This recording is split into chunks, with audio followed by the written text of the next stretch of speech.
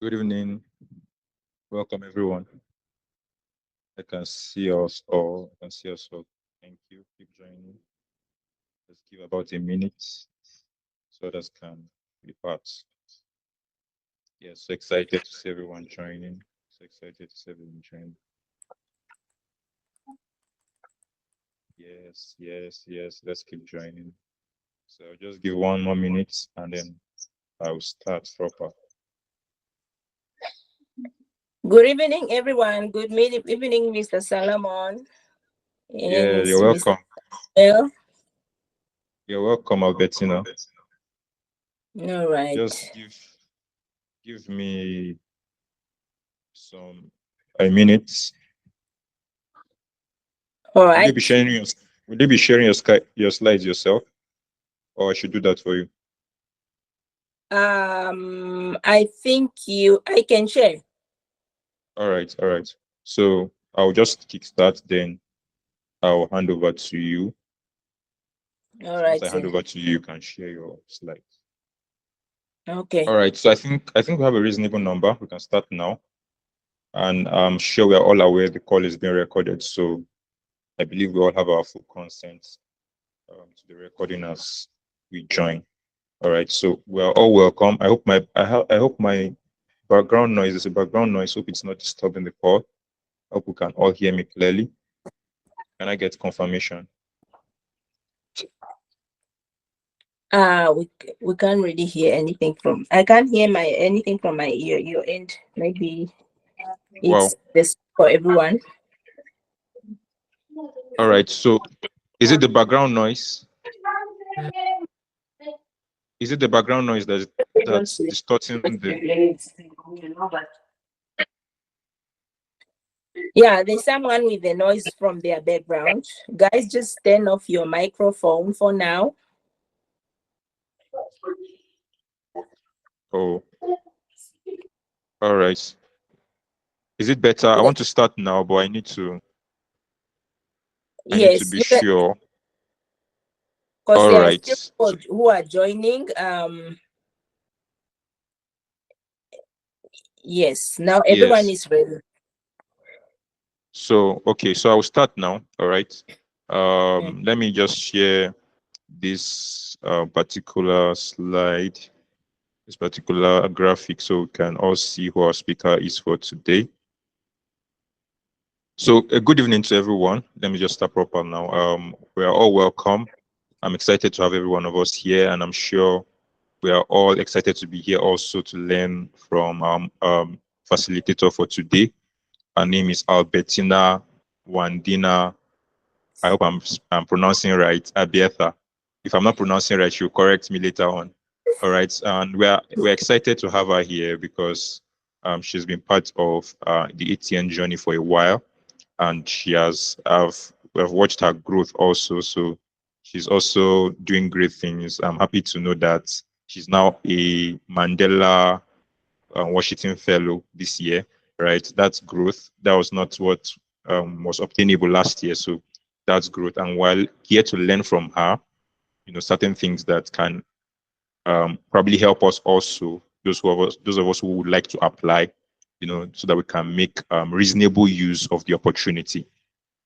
All right. So she's an African healthcare ambassador by La Pledge Metaverse. I'm sure some of us know that organization. She's a registered nurse and midwife in Namibia, and currently, recently, a Mandela Washington Fellow. So please give it up for, just give me all these emojis and reactions, so I know we're all following and we're all excited to have her here. Let everyone of us show that excitement so she knows that we are also excited and willing to learn from her. Can I get those emojis and reactions from every one of us? All right, thank you. Thank you. So um, I'll be handing over to her now. Miss Albertina, I'm handing over to you. You can take up from here. Thank you so much. All right. Thank you so much, Mr. Salomon. But before I share my screen, I would like to just show my face so that they know at least I'm not a bot presenting, But let me just show my little African face so that everyone can see.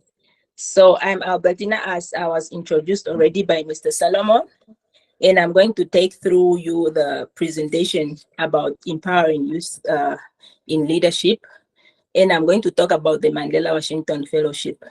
Since I have that experience, I would be sharing my experience and also my knowledge that I know about the fellowship. And feel free to ask any question at the end of this session. So I'm hopeful that I'm going to answer everyone's question. All right, let's go. I'm going to share my screen now.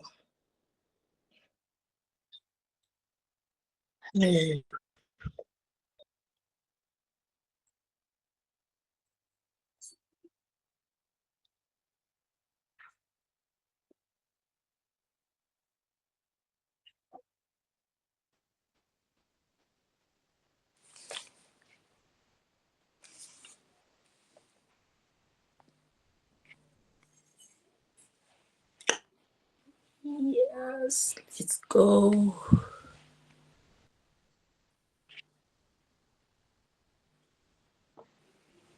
Can everyone see my screen?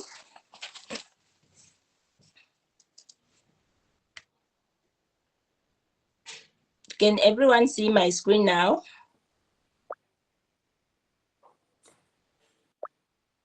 All right. Let's go. You are sure screen everyone. All right. Okay, empowering youth in leadership, the Mandela Washington Fellowship. What is a Mandela Washington Fellowship? Well, the Mandela Washington Fellowship is a flagship program that brings young African leaders to the United States for academic coursework and leadership training, and create unique opportunities for fellows and Americans to collaborate as they support growth and prosperity, strengthening their democratic governance and enhance peace and security across Africa and the United States. So,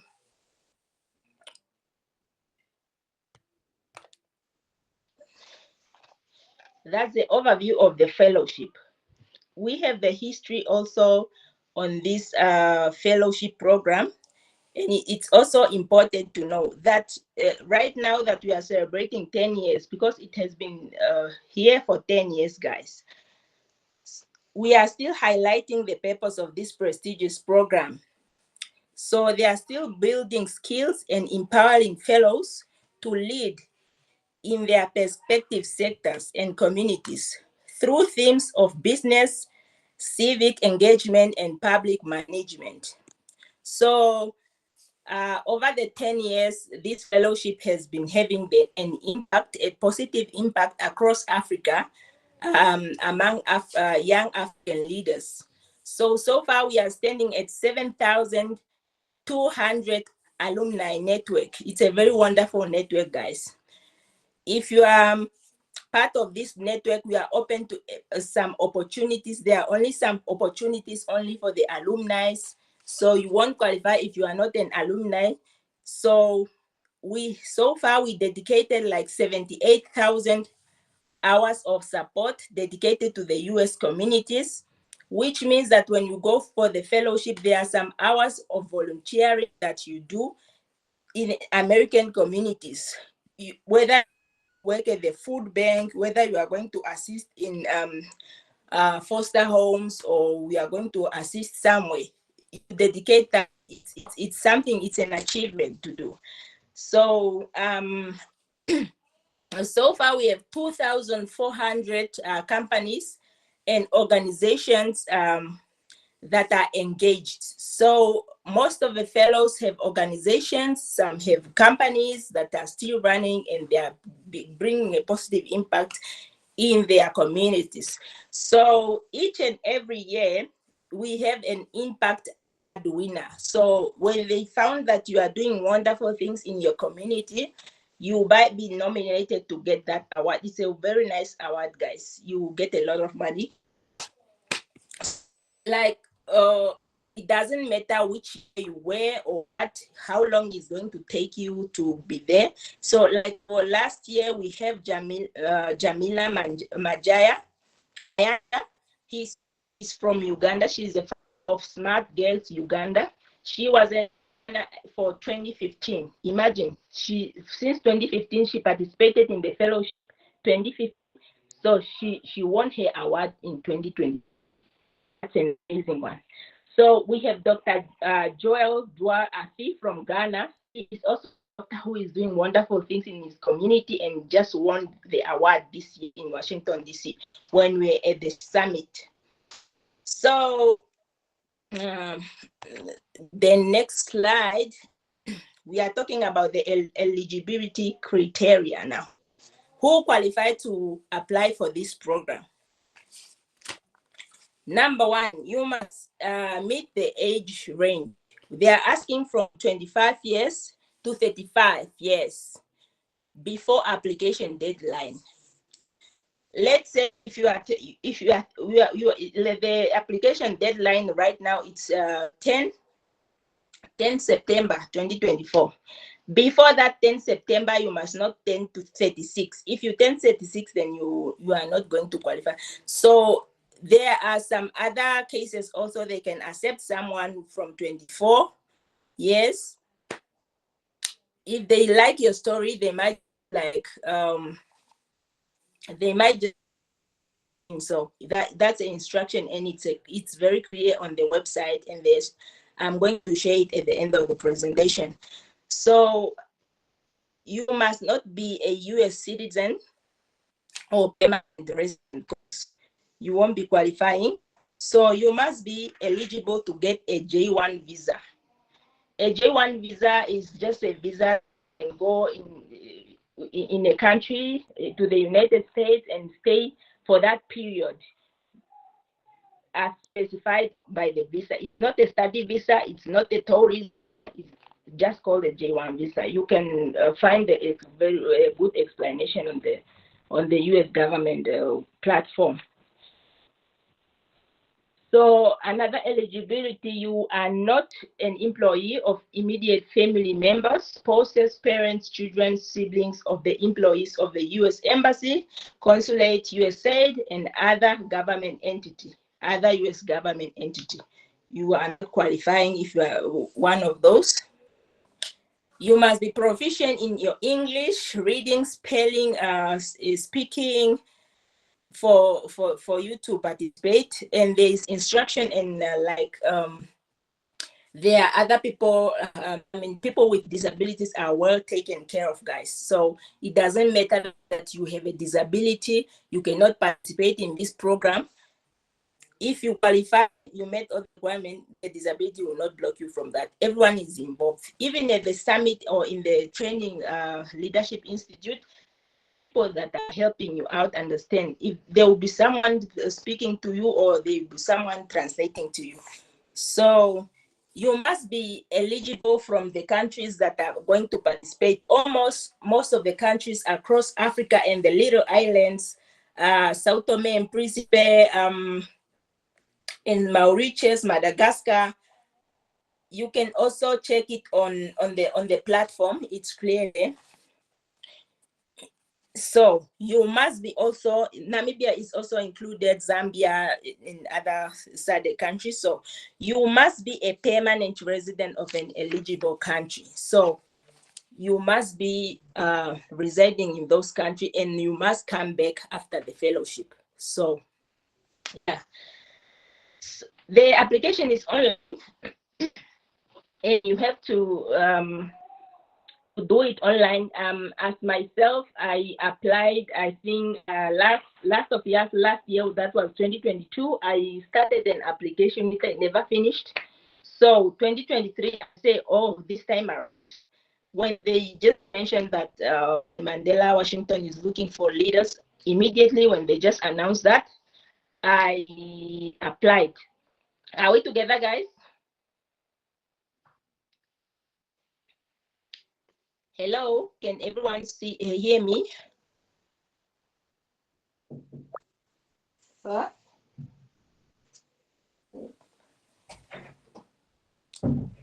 Am I eligible, guys? We can hear you. All right, perfect. All right. So the application is online. When last year I did my application, I managed to finish it on time, and then I just submitted. So you are going to write essays and personal statements, and you must also trust your own CV. Like, you don't have to upload any documents on that application. You are going to write it yourself. And about the English language proficiency, I think it's almost in those countries that they don't have English as an official language. Like most of the countries in Africa that speak Portuguese or maybe French, those are the ones requiring English language proficiency. So, yeah, you must write your essays like you must take the questions. When you are answering that question, you must answer it according to your own understanding, according to your own leadership experience. You should not use someone's work. You must not copy and paste, not Google search. Just give your own story as it appeared to you. So by writing those essays, you must just be honest. What achievement you are going to get, whether it's small, no matter how small it is, you have to put that achievement there. If they ask you a question about the resilience or whatever, just look in the career. There's some part of your career that had a challenge that you overcome, and it was a success story. Just tell it. Whether it's small, because there are some achievements that we look so much down on and we think it's not worthy to say it. Everyone can do it. Just say it out. So, yep. And also about your CV, as I told you before, you have to craft it from the beginning yourself. You are not going to copy the previous one. You write it according to what the fellowship is asking for, according to what they are really looking for, because they are looking for your impact and your experiences and what you want to do after the fellowship. So those are the things that you must put on your CV. And then preparing for the interview. Preparing for the interview, you must know what you wrote that application. Even like an option to download your form. So after completing that application, you must download your so that you can remind yourself of things that you wrote on that application, because those are to answer. Those people who are asking you, they are not asking you to check your intelligence. They are just going to ask to see if you are the real person who did that application. So you must prepare for the question according to what you wrote. They will even be asking questions. What did you say you want to do? And if you are answering not according to what you wrote in the application, then they might not really. Like myself, in my interview, because mine I did it online, because you can choose whether you want to go to the embassy or you want to do it online. So mine I choose to do it online. And they were just asking like very general questions. They will not ask about tell us about yourself. No. So you just have to be yourself and read what you wrote on your application and what you are willing to do and what makes you what changes will it bring and what makes you think that the fellowship will help you achieve your project or whatever you want to do. So yeah. So dear young leaders, I just want to with a word. I'm not a person of many words. I'm one person who really explain. Maybe if I have to explain myself, I can write a whole about myself, or I can write a book about encouraging somebody. But I'm not really a type of person who talks a lot of I can just leave you with a take-home message that as young leaders, we are very so energetic, and we need to use our on good things. It's a pity for our youth today. I don't know whether I have to host a conference or what, because there are a lot of opportunities out there, guys, for the youth. If you check everywhere online, because most of us, we are just online for useless things. But like, I'm not mentioning you guys, but if you are finding yourself today here, that you are someone who is serious about your life. But if you go online, most of the people are just checking things that it has nothing to do with their profession, or it has nothing to do with their life. It's just general things, bad things. So your life begins deep within you. So if you change your inner you, then the whole world will change. So most of us, for the money, let's say when the people hear that this is a Mandela Washington, also now how much are they going to get? It's not the matter of what you are going to get, because like myself, I got an experience whereby I met someone who is say a behind, because that man is a founder of Atlanta Airport, the most, let's say, and it's making billions of dollars. And he told me one thing, say, if you want to succeed at something, put money in front. So whatever you are going to do, you must put it within, it should be from your heart.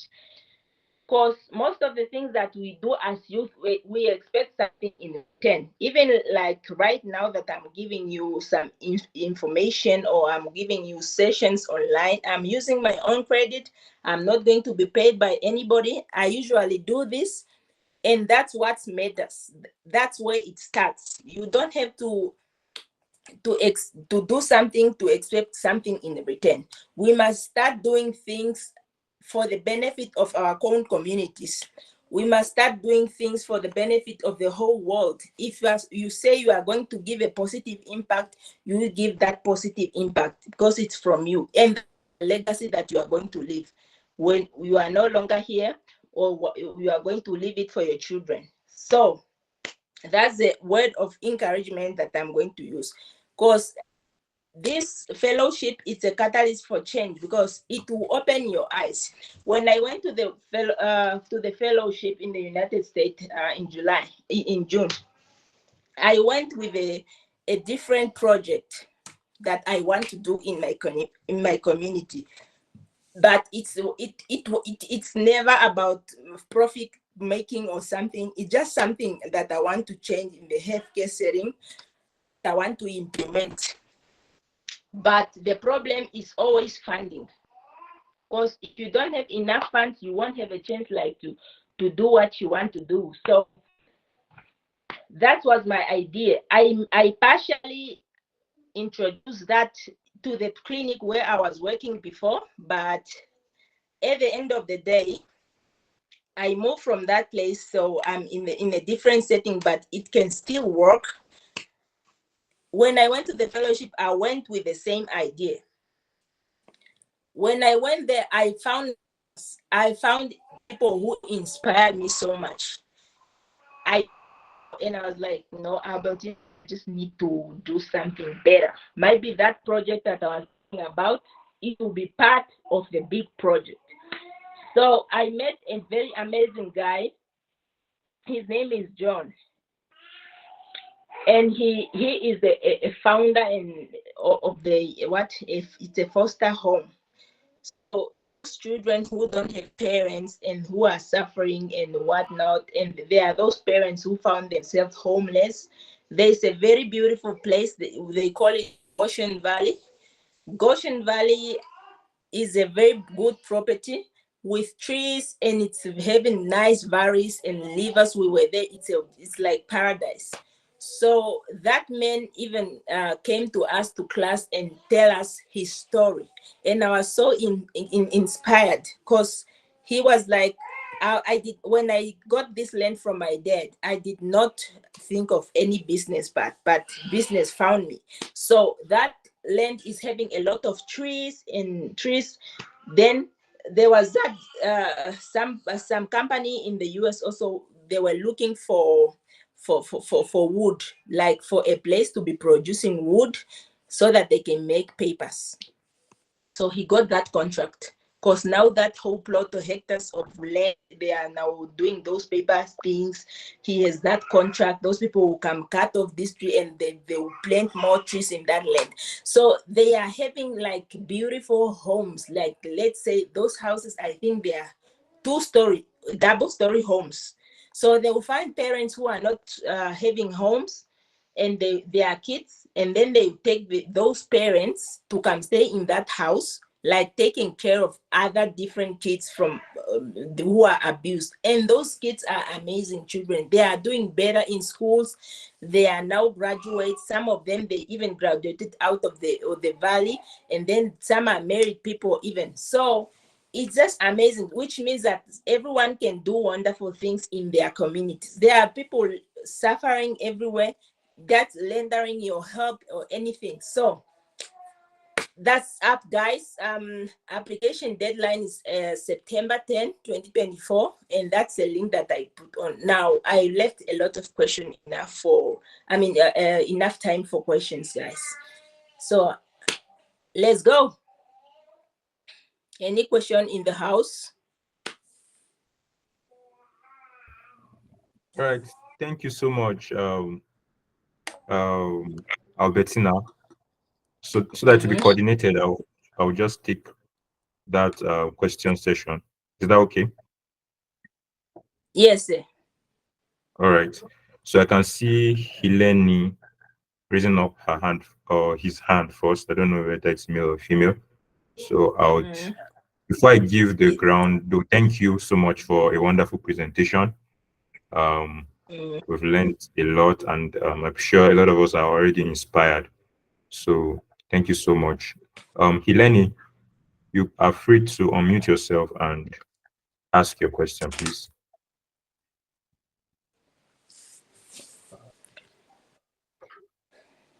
Heleni, can you unmute? I see you've taken down your hands.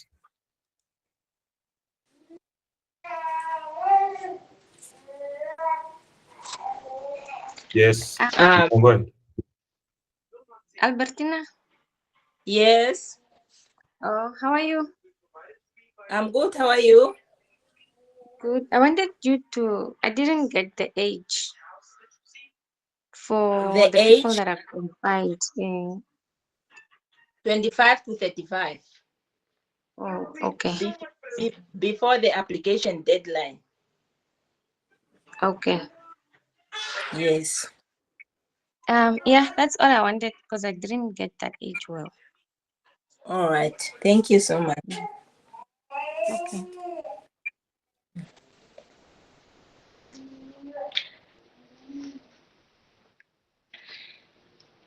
All right. Thank you, Guys, Helene, any for that question. I can see Jeff. Jeff is raising up his hands. You can unmute, please. Thank you, and good evening, everyone. This is Jeff from Zambia. I'm glad that in your presentation you mentioned persons with disabilities, of which I'm one. But my question is bordered on the application criteria, where you mentioned it's either you apply online or maybe you go to the U.S. Embassy. So does that mean that we have an option of physically going there to go and carry out some form of application, which may be different from an online one? Or maybe even if you go that side, it will still be the same arrangement, you accept it to be in a different space. Does that mean there's a special arrangement, particularly for the persons with visual impairment, for instance? Or maybe it would still be the same arrangement where you have to apply online, except in a different environment. Thank you.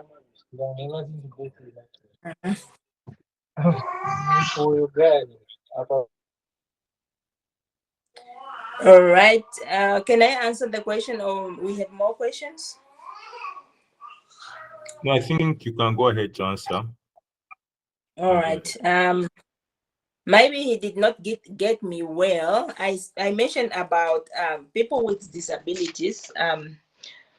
About the application process, it's not really like included when you are applying. It doesn't mean that you have to be assisted at the embassy when you are applying. When you have disabilities, but it's about the interview. The interview is the one it's done online and at the American embassy. You can do it on physically or online.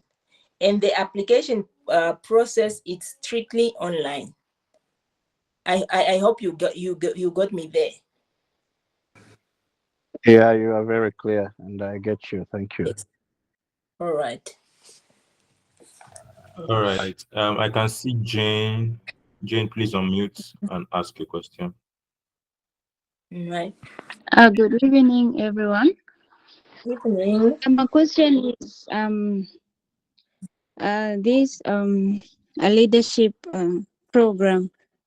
Is there any exception when it comes to professional background, like it's strictly for health workers or health personnel or any other person that is interested is welcome to apply? Okay. All right.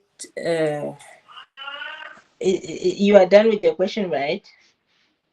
Yes, I'm done with the question. All right. Can I just answer that question quickly? The Mandela Washington is very inclusive, including all the leaders in our communities. It doesn't matter of background of your career, but as long as you are a leader, you are a leadership profession, you work with people, you're eligible. Let's say you are in sector of like a public management. Public management involves a lot of things. You can be a teacher, you can be a nurse, you can be a doctor, you can be whatever. You can be a lawyer, you can apply for the program. There are these people also in civic engagement. Civic engagement also, those people who maybe want to do things which has to do with let's say about elections maybe, or they want to do some project about political issues, or maybe they want to do a project about every project that you have an idea of that you think it will help the community, or it will help people, or maybe it's very innovative to make people work easier, you are eligible to apply for that. So there's another track also, which is entrepreneurship. You can be in business. That's the business people. If you are in business and there's something that you want to do, you can also apply. Maybe you find out that there are a lot of, let's say, learners in school, and they don't have enough knowledge about how they should become businessmen or businesswomen, and you want to do maybe a training over the country, and you don't have funds and you don't have whatever. So you need to apply for that program so that it can boost your thing, and you'll be eligible for funding if you don't have funds maybe to carry out that. So it doesn't matter whether it should just be for health care workers or for who, but all the people who are in leadership position and they want to create change in their communities, they are eligible to apply. I hope you got me there. Because for you to apply for the program, you must have an idea. Let's say some of the people must have an idea of what you want to do. If it's even in your setting that where you work, it's going even to be easier for you, because there are people who I went with, but they went with other tracks. But most of the people that I went with, they are within the track that they want. Because it's mostly at the workplace that you work, you will find a problem that you want to rectify. I hope you get me, because you must be having a problem that you want to solve. Are you getting me? Yes, I got you. Thank you. There must be a problem that you want to rectify in your community. You have an idea that you want to do ABC. Okay. Thank you very much. Thank you very much for your answer. Clear. All right. Thank you. All right. All right. Are there more questions? I was expecting actually that there'll be so much questions. So okay. Probably I should ask on the issue of resume and CV. How do people go about that? Right. I believe some people might have that issue. You know, should they? What are some of the things they should include in their CVs to tailor it towards this particular opportunity? All right, because I believe it's not everything that should necessarily appear on the CV, especially for, you might have done a lot of things, but since you're focusing on, this particular opportunity, are there some things you should focus on? Some of the things you probably have done before and all that. What are some of the things you should focus on when, you can give yourself as an example, for instance? Well, that CV is part of the application window. Oh, sorry. So that resume is built inside that application. When you open that application, there's a which will open for you. You are going to put the details. You are not even going to copy your usual CV and paste it there or something. They will ask questions. But when you are answering those questions now, it's setting up you understand. It's not like something that you are going to maybe copy from the CV that you usually have, paste there. It's already a window which is just open, and you just answer questions. They ask you about your educational experience or your educational qualification. Where did you work from when to when? When did you work from to this year, or your work experience? They are going to put it. Of course, they will ask about the personal details, and they're going to ask also about leadership. They might get somewhere in the CV there. So that's how it's done. It's not something that let's say you can copy and paste, or maybe do something. It just comes as a form of, it's a question that just pop up, and then you answer that question.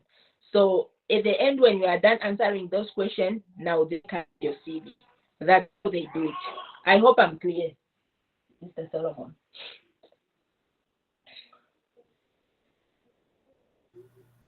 Yes, you can go ahead. Sorry, I interrupted. I'm not sure if you heard me. Yeah, you were breaking, but I think I interrupted you. You were still saying something. Oh, I did not hear that. I'm breaking. Sorry. So I'm talking about the CV. That CV it's crafted in a way that the system itself, it's involved in the system application system platform. When you put on your details. Hello? Yes, I can hear you. I can hear you. Yeah, yes. When you put in your details, it appears that it's just asking you questions. When did you work from? Where did you work from? What year? Now that's about your working experience. So you have to answer that question. So are you working for a private sector or public sector? So what you're saying is you don't need to. Yes, you don't really have to come up with some CV that you are going to copy and paste information to that. it will be asking you already questions, and when you are done, now it's going to pop up and come up with your own CV. So it's your professional experience, So your it's going to education. generate the CV for you then, Yes, after it you will filled generate. in all the information. Yes, your other professional training and other certification, maybe you have some community volunteering work, you are going to put them there, and they are going also to ask for your languages and what you are like, which software that you can use. For example, let's say Canvas. If you know how to use Canvas, you can also put it there. Maybe Microsoft, whatever. And also your publications. If you have published something before, it doesn't matter what it is, just put it there. Maybe you wrote a book, or maybe you wrote even your a study that you did with your degree. If you created something for the library or maybe for the newspapers, you can put that link over there. I hope I answered the question, sir. Yes, very, very, very wonderful and on point. Thank you so much. So I can still see that Jeff and Jane raised their hands. So if you are raising your hands for questions, let me give Jeff first, because I think he first raised his hand. You can go ahead. Thank you, sir. I just wanted to find out how available you are for further guidance when need arises. Thank you. That's in pertinence to the application process. Thank you. Albertina, probably because some people would want to personal coaching, probably as they go step by step with the whole process. Right. So probably I'll talk to you on that, and then I know you'll be busy and all that, so that we can know the system that probably will work, and however you might want it, we can get back to the whole platform, because I know it's not going to be only Jeff. I'm sure there are some other people too. All right. Will that be okay? That will be okay, sir. I'm willing to help where I can. And it's good that someone is guided to do something, and I'll try really to help those who need to be helped during the application. So everyone, I'll get back to us on. Make also this clear that it's not going to be easy, because some people that I met, they applied even 8 times without being accepted, and some people congratulated us and they applied like 6 times, 10 times without going through. So it's just that let's just try and pray. Let me put you on the spot here.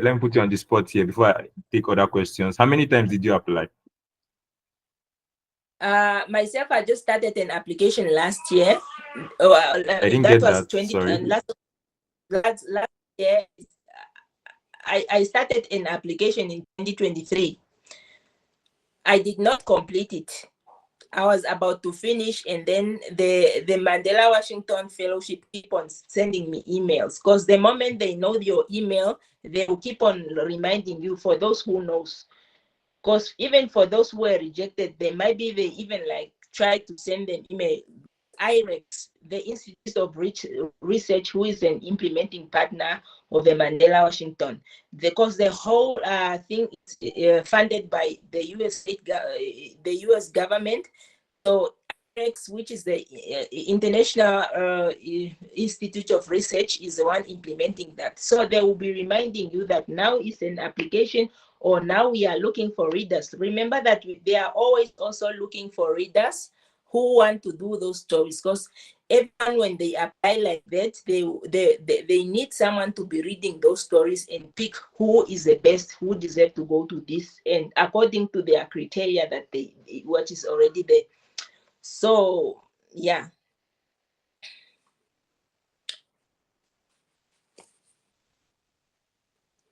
Are we together, guys? Yes, thank you so much. Thank you for breaking that down. So I can see Jane. Jane, you can ask your question. There was someone who was raising up his or her hand, and I think the network locked the person out. So hopefully, while Jane is asking a question, the person might come back on. Jane, please, you can go ahead.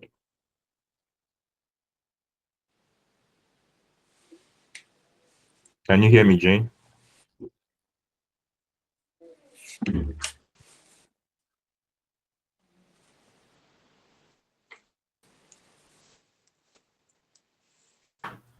Jane, you can go ahead. Can you hear me?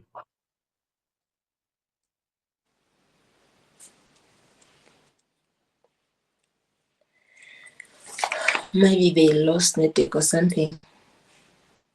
All right. So if Jane can't respond now, let me see. Is there any other person, right?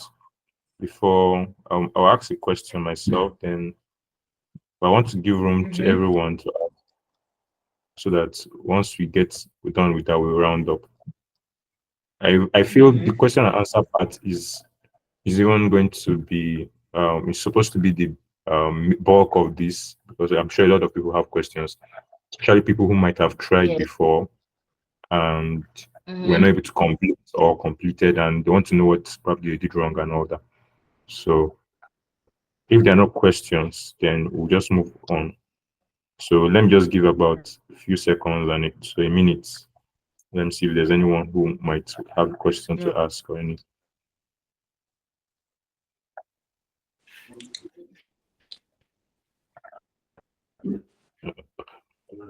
All right. This English proficiency. How? What will you give the percentage to be like? I mean, from a scale of 1 to 10, what will you say? Or let's say 1 to 100, since we're talking of percentage. Do you have to be so good in English, or it's just, I mean, at least moderate? Because in the US they use GPA. Because it also only apply for those who don't have English as an official language in their country, like those countries that speak French and Portuguese. So those are the ones who need to show that they can communicate like perfectly with everyone. Because if you have your bachelor's and you did it in English, there is no need for that. You already qualify to participate in the program. So let's say the GPA for them it's 3.5. Do you mean like your grade in English? Yes, Or like in the US, like in my country, we use percentages, like percentage. Let's say you must have a 60% in English. okay, now with what Or maybe like in my country, at least 50%, like at least 50% for you to participate. how do they determine that? Is it through an exam or through a certification or something? Is it all this IETL, TOEFL, and those kind of exams? Or No, okay, not those ones. But let's say if you did a bachelor's like yourself, you must have passed through the English for academic papers module that you did. You also okay. like have English in your grade 12 on your matric. You must also have other courses that you did or other programs. Maybe let's say you have your master's, you did it in English, so you qualify. There's no problem that you cannot qualify for that. It's All not right. a big deal, really, unless those that speak French. It's really a concern because really good people and they communicate difficulty when it comes to this because it's not their official language. All right. All right. All right. I'll take Jeff again, but before Jeff, I saw Joanna raising up his or her hand. Oh. Joanna, I believe that's a female name. So please, can you unmute and speak? I know you put down your hand back, but please go ahead and speak now. Ask your question. Joanna Yambo. Can you go ahead? Joanna, can you hear me?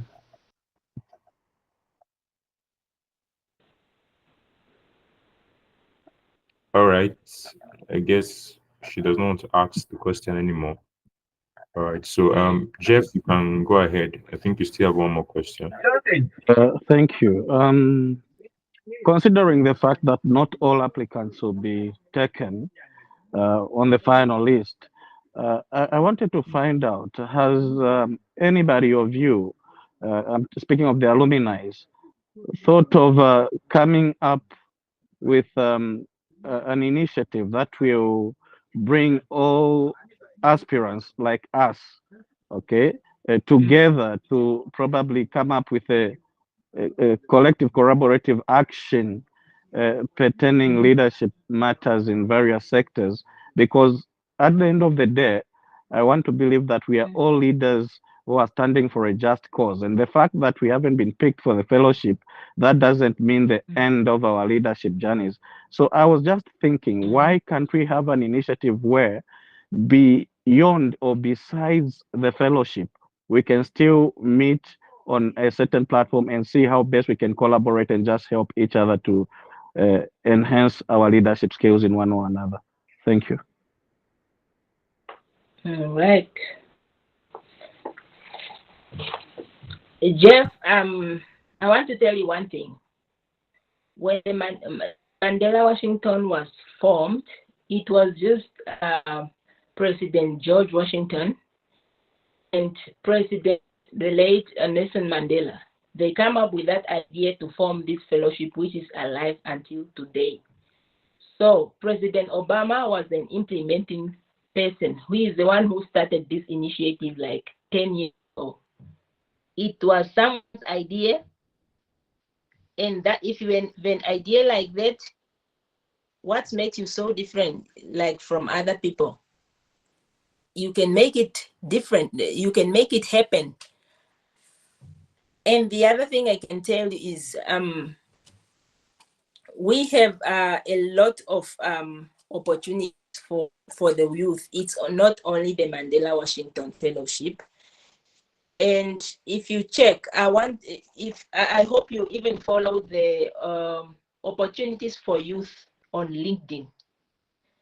That page like posts most of the opportunities for youth in Africa. If you follow that page, which means that the Mandela Washington is not the only platform that can train leaders. There are a lot of things that can help us as youth in leadership. There are a lot of opportunities for youth in leadership. So my advice is just to do with that idea, because if you like just waiting, like I'll just try the Mandela, that's all. Like you should be everywhere as a youth. They might be they can say no to, because you must be everywhere.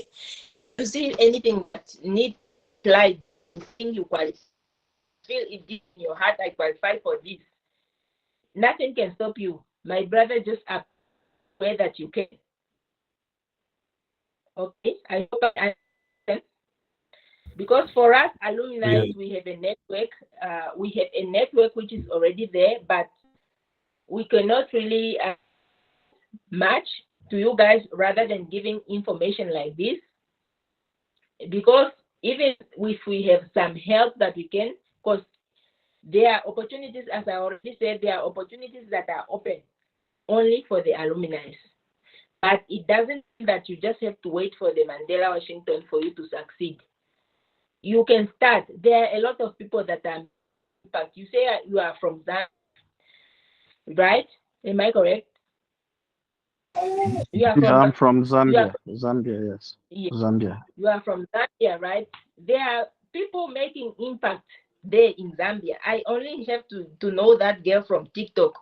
Do you know Dora Mononyambe? She's doing amazing things in those communities, building schools, building things, taking care of ABC, but she never went for the fellowship. How did she do it? If she can do amazing things like that, why not you? Why not me? So it doesn't have to ask the Mandela Washington for you to start being who you are to be amazing or to do what. Start where you are. Start with A that you have. You can reach to Z. Thank you. I hope you get me. Yeah. All right. Awesome response, Albertina. Um, and I think that captures almost everything. You can start small. You don't really need to start from something huge. I mean, the person she mentioned might be building schools and all that, but probably enough of support is available currently. Probably you just don't have that much support to do some of the big things you have in mind. But you can start from little services to community, organizing little events where you just gather a little bit Yes. of people. And that's the idea that works with AT&T. It's just Yes. online and coming up with ideas for programs that we know will transform and help a lot of people, and then those who are interested can join, right? So just a little, whatever it is, little, and as you do the little, people begin to notice, and so people might be willing to invest their credibility, resources, and other things to help what you're doing. All right, so just find out where you want. And I love the fact that you talked about leadership, so it means probably that's an area you look into, and an area you like, which is also for me personally. I look to leadership, helping to build people, leaders, and all that. So that's my own area too, and that's why I do what I do. So you can start up something, no matter how little, and then it begins to grow from there. So I'm very sure the answer has covered that, Mr. Jeff. I can still see. Yes, it has. Thank you. All right, thank you, Jeff. I can still see Jane's hand. I don't know if she wants to still ask a question or she's done. So if you want to ask a question, you can unmute, please. Jane, in Billy. All right, I guess she's not asking a question. All right, so yeah, I think we can start rounding up now. Most people have asked the questions they have. Some people joined just now, so I don't know. If you have a question, you can raise your hand so that I give you the platform to ask your question. However, if I don't see that in the next few seconds, I assume that everyone has asked their question and everyone is satisfied, and then we can, move on to round up.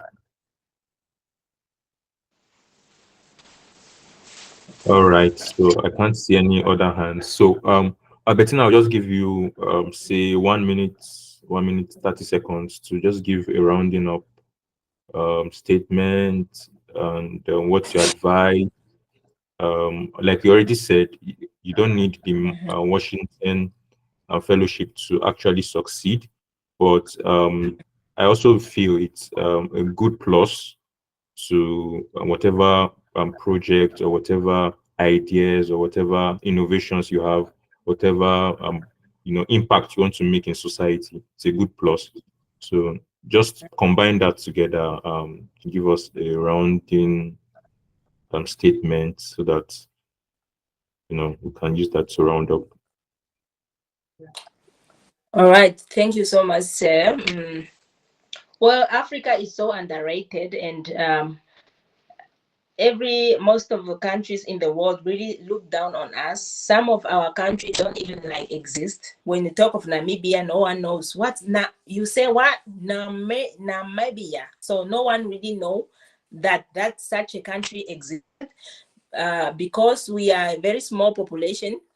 We are just 3 million, for example, but other countries, maybe Zambia have bigger population, Nigeria have a big population, Tanzania, a lot of African countries have a big populations. And what most of them think of us is poverty, and we are lazy when we cannot do anything for ourselves. For our country is known for corruption, so that's why apparently we are not progressing.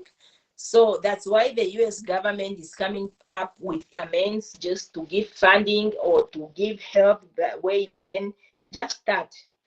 Because I know a girl in Malawi building a school and taking of some children who don't have parents and some teenagers, just reviving them and doing everything. And they built schools and they built clinics and they did what, but they never went to the fellowship or wherever. They never went anywhere. I'm not even sure if she managed to finish her school, but she did all that.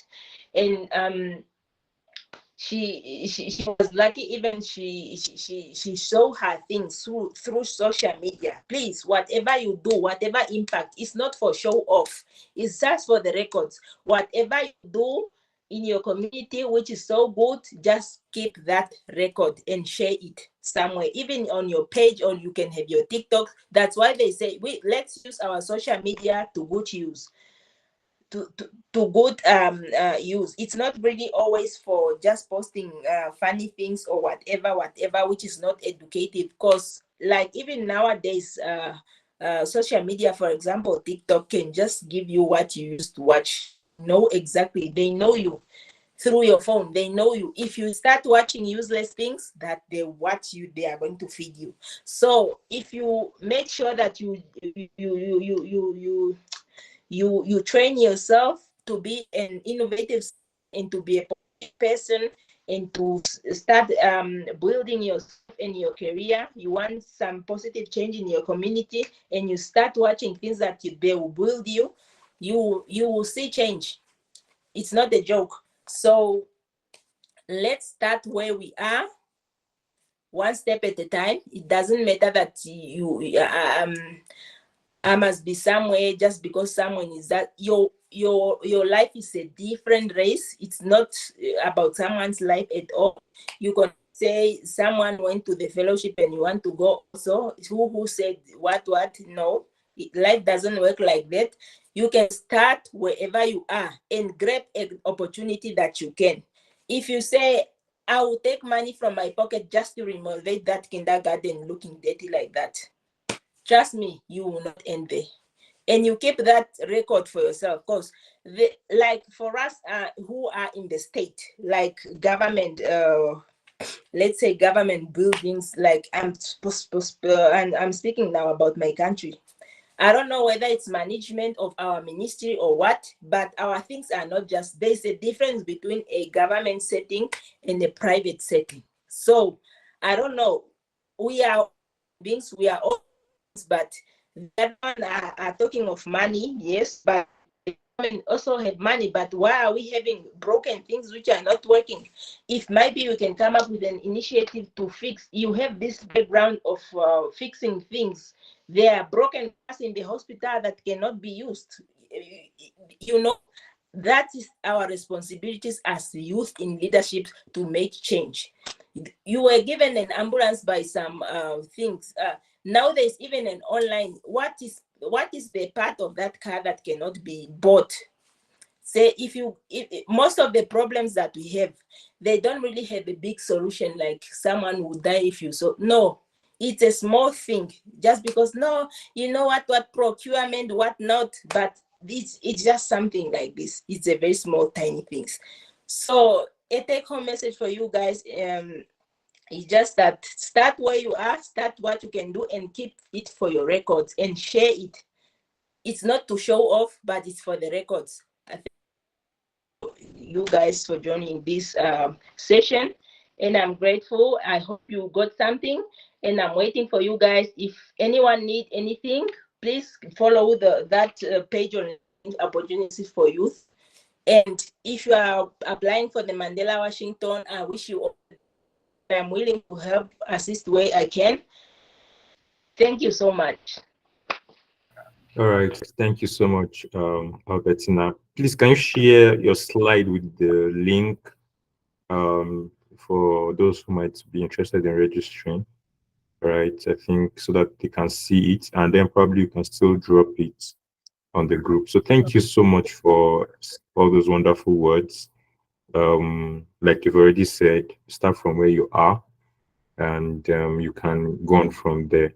You don't need too much to start, right? And as you start, before you know it, people begin to come around to what you're doing. And I guess Heleni, please, can you unmute Are you from Namibia? Because when Albertina was saying Namibia has a small population, and when you are telling people about Namibia, they're going to be like, Nami what? I saw you putting on the laughing emoji. So I Yes, guess you're from Namibia. Are you? Eleni, can you unmute and speak, please? yes, she's from Namibia. Hello. I know Yes, her. I am from Namibia. All right, all right. I once sent Albertina a short video I saw. Someone went to Namibia and he said you hardly see people on the streets because you might be moving around, and then it looks like everybody, where's everybody, right? So I guess he was also trying to make talk about the fact that there are not much people there, but I guess it's a nice country. And I told her then that I'm going to come to Namibia one of these days. So when that opportunity opens, I'm going to come to Namibia to greet Namibians, right? Um, All right, say all right. So it's been it's a very wonderful having you. it's a very big country with it's a very big country with a big with a small population. Small Yes, population. because most Yes. of the land it's for the government. It doesn't belong to the state. The most of the land it belongs to the state. Yeah. Yeah. Okay. And actually, that's the same thing here in Nigeria. It's believed that the government owns the land, but it can give out ownership certificate of occupancy to those who apply and fulfill all requirements. So that's awesome. Thank you so much, Albertina. I really appreciate the time you've spent to educate everyone here, and I want to also thank everyone for joining the call. And it shows your interest in making advance in life, shows your interest in making impact in society. And like Albertina said at the rounding up part, you can start from where you are. You might not get the Mandela Fellowship now, right? But you can start something, and it even helps you when you are filling up your form to have something to add on the form as, okay, this is what I've done previously, right? Supporting the fact that, okay, I have further ideas I would like to implement, and I've been doing something while I'm waiting for this opportunity, right? So please just start where you are, keep doing whatever it is. Little, sometimes you might start with just 2-3 people. Your impact to 2-3 people is still very important, right? And then as time goes on, you impact thousands, millions of people, right? So thank you all so much for being part of the call. Thank you, Albertina. I think at this point we can draw the curtain so that we can all, go back to our various personal activities. Thank you so much. I forgot to start with the opening prayer, but we'll be rounding up now with the closing prayer. All right. So, Father, thank you for the time spent. Thank you for everything we have learned so far. And we ask that as many who are interested in going on for this fellowship, the Mandela Fellowship, we ask that you help them with insight on the way to go about it. And through the guidance that will be given to them, we hope that we have testimonies of those who will be going on for the next cohort. In Jesus' name, amen. All right. So thank you all so much. Thank you all so much for being part of the call. I'm so excited to have had you with us, and I hope to hear good news from you concerning this fellowship soon. All right. Thank you so much. I think we can now end the call. So you can just say unmute, say bye, and you can then leave the call so that we can have our voices. I've not had some people speak, but you can just unmute, say bye, and then you can leave the call. All right. Bye. Bye. Thank you. Thank you so much. Bye. All right. Bye. Bye bye to everyone. Goodbye. Bye. Yes, bye. Bye. Bye.